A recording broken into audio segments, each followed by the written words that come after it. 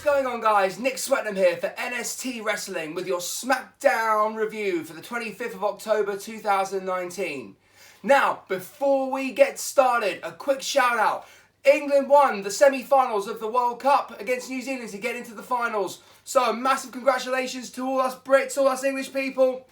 We're going to be playing either Wales or South Africa in the finals. So this could be an all-British final, guys. England versus Wales. On to Smackdown now. And this is going to be a quite quick video because I've actually got to get to work. But we start off with Miz TV. We had Team Hogan and Team Flair. Now, we only had X amount of members from each team on because obviously now with the brand split, they didn't put people on from Raw or SmackDown, Raw onto SmackDown, sorry. Apart from obviously Rey Mysterio, but we'll get to that later. So we had Roman Reigns, Shorty G and Ali on the Team Hogan side, and we had Baron Corbin, Sami Zayn with Shinsuke Nakamura. So obviously Sami Zayn is the mouthpiece for Shinsuke. He's the manager now, and what an amazing mouthpiece he is. So we only really had 2 of Flair's team and 3 of Hogan's team. Now look, this went back and forth. It was fun. It was nostalgic. But at the same time, I do feel like Hogan and Flair, particularly Hogan, have just kind of become such caricatures of each other now. I mean, Jimmy Hart's just standing there, didn't even get acknowledged. I find that Flair was trying to make it serious, but it's just, you know, these guys, bless them. I mean, they're absolute legends, but they really are getting old now, and that's okay. I just feel that, especially the Hogan stuff, is getting a bit too... It feels a bit silly and a little bit kind of, babyish. But at the same time, I did enjoy it. And hey, look, you've got Hulk Hogan and Ric Flair on SmackDown. I'm not going to complain about that. Right, so apparently on SmackDown next week, the New Day are going to take on the Revival for the SmackDown Tag Team titles. That sounds great, right? Obviously. Except for one problem. The New Day just lost to Dolph Ziggler and Bobby Roode. So the New Day are going to be building momentum for this new tag team title opportunity because they pinned the Revival last week, well, Xavier Woods did, but yet they lose. So I don't know. Look, guys, I think this is bad booking myself. I get maybe if they're trying to sort of build up all these tag teams for this big Raw, but look, it's bad booking. I'm not going to say anything else apart from that. Bad booking. Lacey Evans won in the squash match. Nothing else to be said. They could do more with her. They're obviously trying to make her look dominant. 49 seconds. Week 2 for Drew Gulak on SmackDown. And obviously Drew Gulak came out, beat an unknown talent, or, one of the lower roster stars, dominated him, and Drew Gulak looked strong. No, Drew Gulak came out, and he lost to Kalisto, because Braun Strowman came out, interfered, and then beat the hell out of Drew Gulak. Now, I don't really see where this is going. Drew Gulak gets squashed by Braun Strowman. So this is not going to be a rivalry. This is just to make Braun Strowman look strong, I guess, for his Crown Jewel match. But then again, it's Drew Gulak. So how is it making Braun Strowman look that strong by beating a cruiserweight? Anyway, it doesn't make Drew Gulak good. It doesn't particularly make Braun Strowman look good. I give this a dud. Nikki Cross got a promo, which was fine, just talking about how she's going to, take on Mandy Rose, who's beautiful, and how, Bayley can't handle being a champion. Fine, no big deal, carry on. Now, this was my favourite part of the show by far. Now, look, Daniel Bryan, as we know, is a wrestling genius and a promo genius as well. He is the man, in my opinion. He should be given the next title shot. It should be him versus Roman Reigns in the main event of WrestleMania 36. However, this promo, he comes out being interviewed by Michael Cole. Michael Cole asking him very simply, is the Yes Movement back? Because obviously the fans last week were really getting into the Yes Movement. And Daniel Bryan, he didn't play up to it. We then hear Shinsuke Nakamura's music. Him and Sami Zayn come out and then tell Daniel Bryan that, these people don't understand you. They're guzzling consumers. He mentions that he's a vegan. He mentions that Shinsuke-san, or Nakamura-san, sorry, is he cares about the ocean and the sea.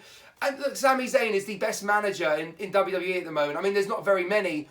But, I mean, Paul Heyman's an advocate and we know he's good, but he does do the same kind of thing every time. It works, though.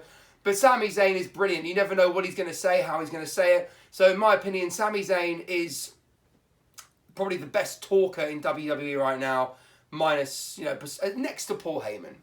But this promo got interesting. The whole thing about this is they're really building this intrigue with Daniel Bryan. I've got here that he's conflicted. They're building an intriguing storyline for him. And my other point, which I've just said, he needs to main event with Roman Reigns soon. And I still think the Yes Movement should come back briefly, but then he switches on Roman Reigns and you find out that it was really him all along who orchestrated it all, and it leads him into a WrestleMania match. That's my opinion. Otherwise, that whole storyline was just a bit of a meh. Eric Rowan, meh, had the story, he's now gone to Raw. What a nothing storyline. An attempted murder storyline that really went nowhere. So we'll see. But Daniel Bryan is still the man. I can't wait. Whatever they do with Daniel Bryan, whether it's face, whether it's heel, it's going to be good. Okay, Nikki Cross versus Mandy Rose. Very classic WWE. We had Bayley and Sasha Banks on commentary. And then Nikki Cross getting the win. And, you know, this kind of cutting back between the two. Sort of building the match up with the two of them.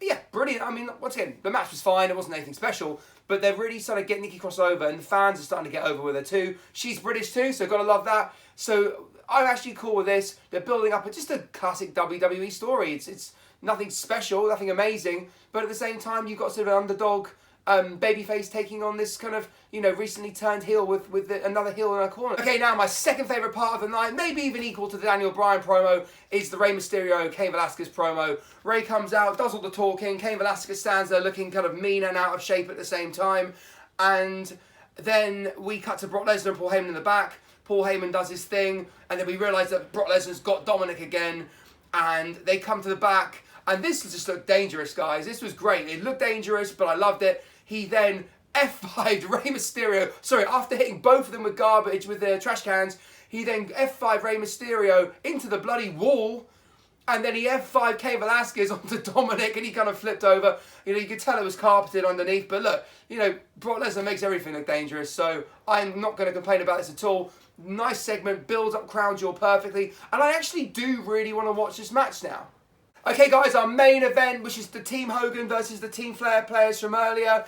This match started off slow, but actually in the end, it was actually a really enjoyable match. I really enjoyed this. It had some, I mean, Chad Gable is so quick. He reminds me so much of Kurt Angle, like a little, you know, mini Kurt Angle. Shorty G, as we should now call him. I actually was so impressed with him in this match. I think that in general, there was energy. The fans were really into this match as well, which was really surprising. Baron Corbin was actually getting some decent pops tonight as well from the crowd at the beginning of the match. So, and he wrestled really well. They all did a really good job in this match, I thought, with Roman Reigns giving the rub to Ali at the end. The look Ali kind of gave was like, oh, me? You know, and then he did this, got 360, 950, whatever splash it is. I mean, it's an amazing splash. He did that and got the victory. Crowd goes home happy. Team Hogan wins, and it builds up for Crown Jewel, which, you know, I know it's in Saudi Arabia, but look, guys, Smackdown tonight, once again, nothing special, but we're building up some good story with Daniel Bryan. We have got a decent enough women's program going on. We are building to Crown Jewel. I think once we get past Crown Jewel, then we can start going on to sort of more important things, Survivor Series, and then getting into the Rumble, and then we've got Mania season. So really, once the Crown Jewel pay-per-view's over and Survivor Series starts, this is really the sort of the build-up now, you know, coming into Mania season. I think that Smackdown tonight does get a thumbs up, but at the same time, it was, once again, to build really big ratings like they want.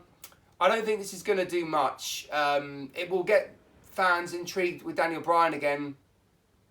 I do think in the long run, they need to start upping their game in terms of match quality and in terms of storyline. Right guys, thanks so much for this video. I'm going to get off to work now. Please do share your comments below, like, share and subscribe, and I'll see you guys on Tuesday for your Raw recap.